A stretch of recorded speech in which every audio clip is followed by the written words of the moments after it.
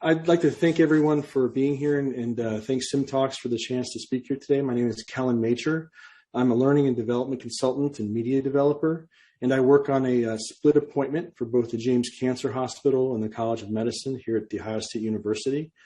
In my presentation, I'm going to talk about our virtual patients, both how we developed and applied them as educational tools in our medical school, and a little bit about our future plans for our VPs. So without further ado, as many of you probably already know, virtual patients have been traditionally defined as either computer cases for diagnostic reasoning or simulators for practicing various procedures. In the last 10, 15 years, though, virtual standardized patients have been in greater use.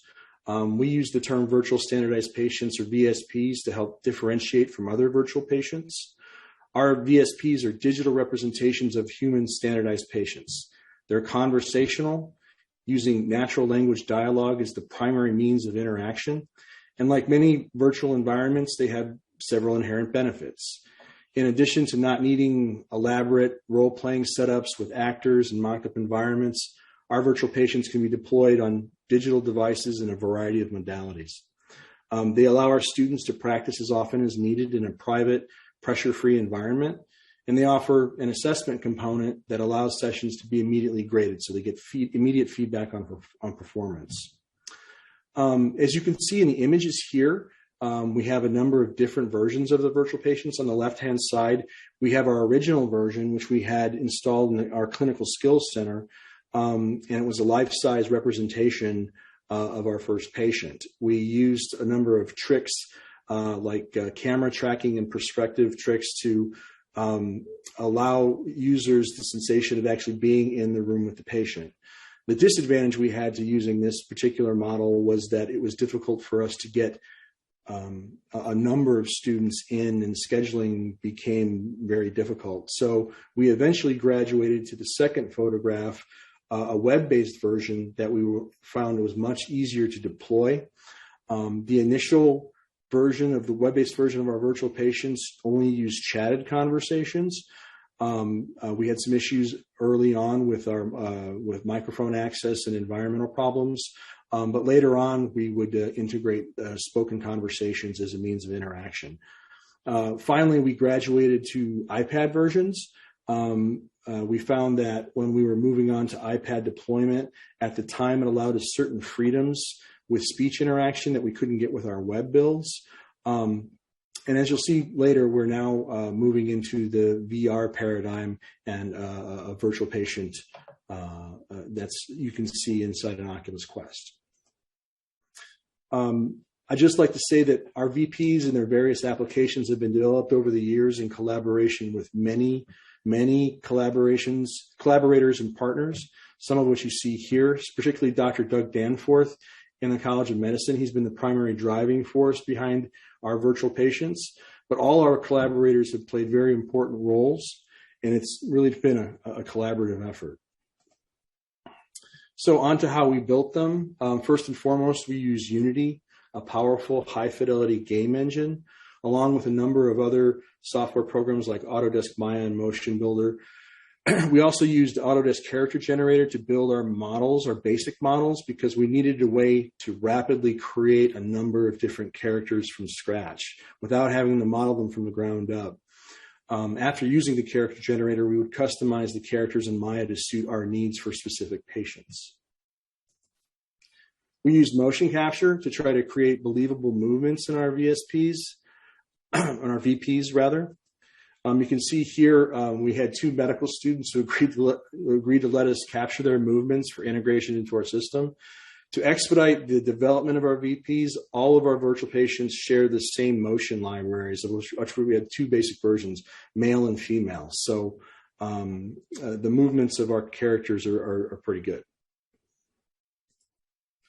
So with this process in place, we were able to create a variety of patients, each with different complaints, and we're able to make new ones in as little as 4 or 5 days. So the process for creating virtual patients, well, at least on the avatar side, we can create them in 3 or 4 days. To create the dialogue management, that's a little bit more involved.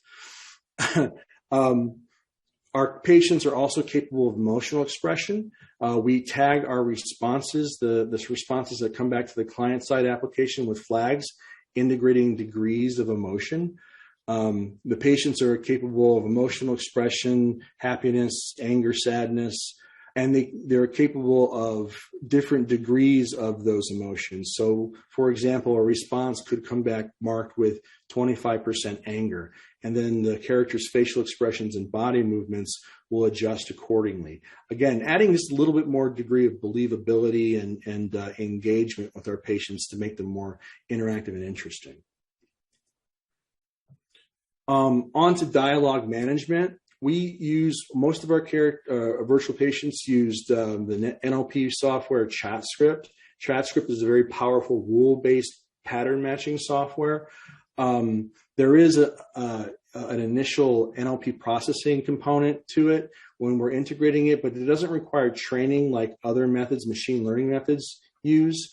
We use rules and patterns, and basically we can create our patients using about 3,000 rules to manage the dialogue, which is pretty good considering that most chat script bots use anywhere from 10,000 to 15,000 rules. So we're able to do it with 3,000 rules because our sessions are very specific and very targeted to doing one thing, which, for example, taking maybe patient case histories.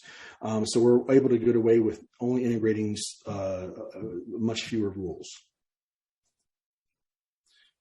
Early on, we contacted our computer science and engineering department about which way would be better for a better method for question identification. And what we wanted to do was find out whether a rules-based approach would be better or worse than a machine learning natural language understanding approach. Machine learning is more traditional, a dialogue management approach, such as found in like Apple's Alexa, but it typically needed many, many training samples to achieve good accuracy. Echoes or Alexas get millions of training samples each and every day. So when we were looking to work with our computer science collaborators, they worked to train a convolutional neural network analyzer that I'll refer to as our CNN.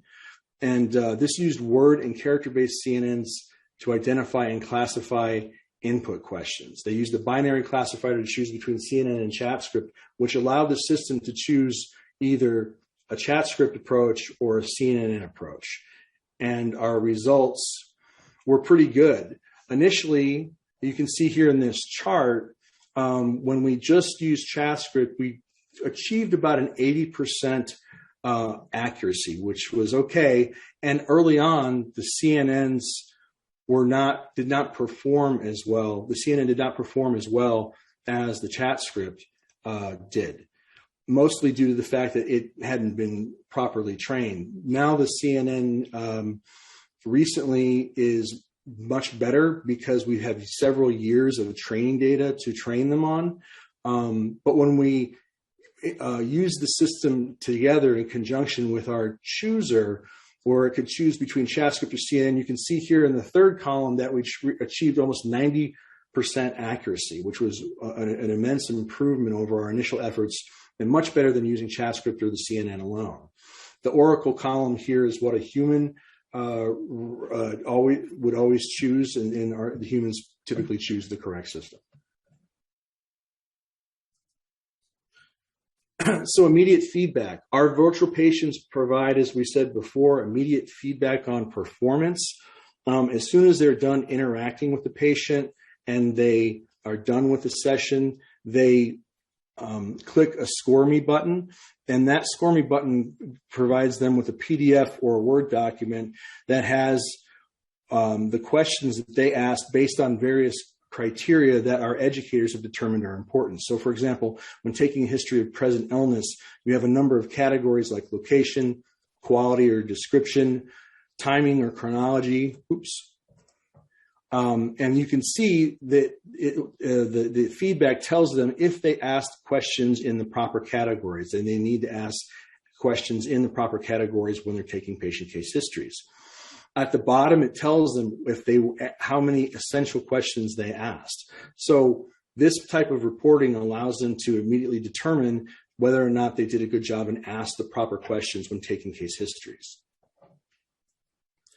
They also are able to download and examine and compare with their answers, sample expert answers. This allows them to look at example questions and an explanation of why they need to ask those questions. That way they can compare what the experts do versus how they performed on their evaluations. Since we've implemented the virtual patient, we've applied it to a number of different applications. In this particular case, students had to interview our virtual patients, then document the encounter in the student electronic medical record. So by doing this, students got practice taking a history and using the EMR. Another example of using our virtual patient was in differential diagnoses. To determine whether students could generate an accurate differential diagnosis treatment plan, they first interviewed the virtual patient, and then they answered the question about what was the most likely diagnosis for, in this case, Mr. Coddington. This was done with our third-year students, and it was actually pretty successful. Current work. We have developed a number of new virtual patients. We have an opioid use disorder virtual patient for interacting with people with addiction problems. We have a virtual patient for interacting with patients with limited English proficiency, so they can practice, so students can practice working with patients where English is not their first language. And we're currently working on a serious illness conversation virtual patient that allows nurses to practice their conversational skills when discussing very difficult conversations with end-of-life scenarios. Our next version of the virtual patient, we'd like to take and make it higher fidelity. We want to bring it into the VR space. We've already got a pilot in the VR space developed for our virtual patients. This will allow it to be in a much more immersive environment with more complex conversations, and it will allow users the ability to interact with the patients more. For example, they can ask them to stand up, turn around. They can do a number of different things in the VR space that they couldn't do with the traditional iPads or the web builds, or even in the clinical skills space. Some of the other projects we're also working on that we've been able to adapt our work on the virtual patient to. One is the Nimble IV project. We partnered up with Serious Games Asia. This is for teaching nurses how to insert a catheter using input from a glove and a 3D printed arm that detects users' actions. Users typically have a brief chat with the patients. Then the patient responds verbally and visually with expressions, twitches, and various exclamations based on what the end user is doing with the glove and their robotic arm. So this is a really neat project that we are just completed. Another project we've been able to carry over our lessons learned from the virtual patient is the MCI VR project, or the Mass Casualty Incident VR project. This is designed to teach first responders SALT triage, where the users verbally and physically interact with the victims of a subway bombing. What you see here is Bob, our practice character, users first interact with when using the system. We have other characters that with actually very realistic wounds. I've decided not to show here for our presentation, but what happens with Bob is they learn to use the triage bag that you see on the right. On the right, you have a number of tools, a tourniquet, gauze, and at the bottom you have tags where the first responders can mark the victims as they go through the process of triaging the patients. They can talk to these patients, give them verbal commands, such as asking them to wave or walk to safe spaces so they can be separated from victims with more serious wounds. This is a really in-depth project that we've been working on it for 4 years. And we're in the last year of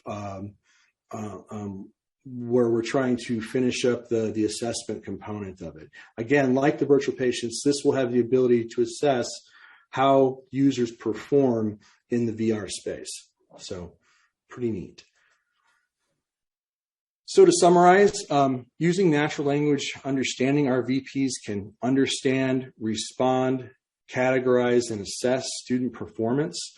We have our system in a number of applications in different modalities, and we're soon to be taking the next steps into the VR space, as well as a newer version of the VP with enhanced fidelity, interaction, and immersion. We've done this in concert with a number of different collaborators and partners in the College of Medicine, in the Computer Science and Engineering Department, and especially at ACAD, the Advanced Computing Center for Art and Design. All these people and our collaborators in industry have helped us create these virtual patients and the different applications you see them in. So it's really been a collaborative effort. I wanted to leave some time for questions if anyone had any questions. Thank you for letting me talk and go on. I hope I didn't talk too quickly. Mr. Major, I think there's a Q&A from Kevin. Okay. Are you able to see it? It's under the Q&A.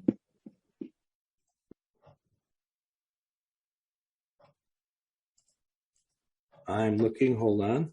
I got too many screens open here.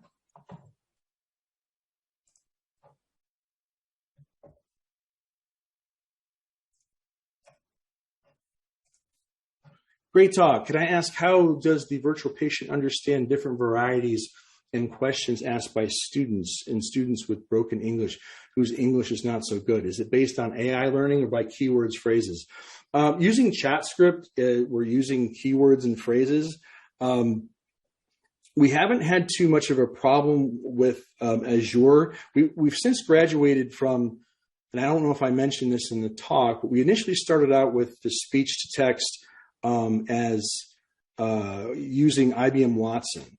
We had mixed degrees of success with that, but now we're using Azure and it's working out really well. So we found that in the initial tests that we've done, we haven't published any data on it yet, but using Azure has really helped in that regard, and it seems to translate very well. Another question we had from, what other projects are you collaborating with Ivan Bu from Serious Games Asia? So far, we haven't done any others with Ivan, but Ivan is a wonderful partner, and it was a great experience working on the Nimble IV project. So hopefully we will do more things with him in the future. Another question, can there be a demo of how the virtual patient conducts the dialogue and interacts with learners in this serious game? Yes, we're actually available to do demos online. Please feel free to contact me at my email here, callanmacher@osumc.edu. We're certainly willing to do additional demos and things that we can see. We can send you links to our virtual patients, particularly our web-based virtual patients. And we're always looking for new collaborations and new people to work with. Finally, thank you for sharing the wonderful work. Oh, thank you very much. Can I ask how long this journey has been?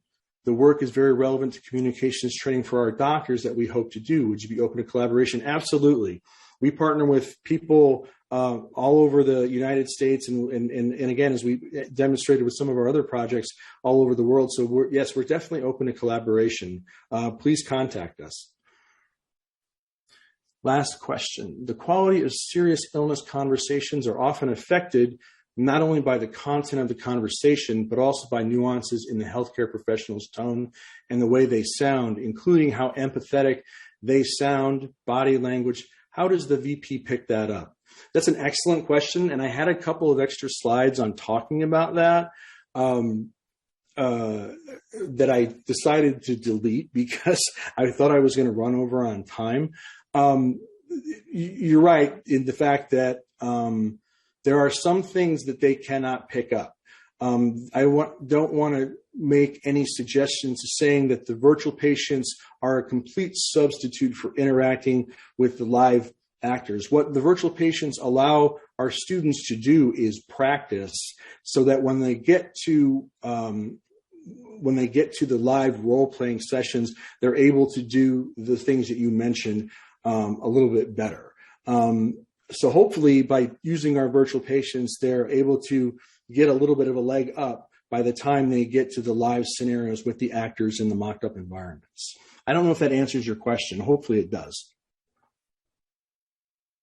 Any other questions?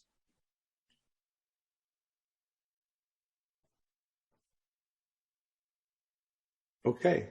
Well, again, I'd like to thank SimTalks for letting me talk here today. It's been a wonderful experience, and hopefully I'll hear from people who were listening to my talk today. Thank you very much.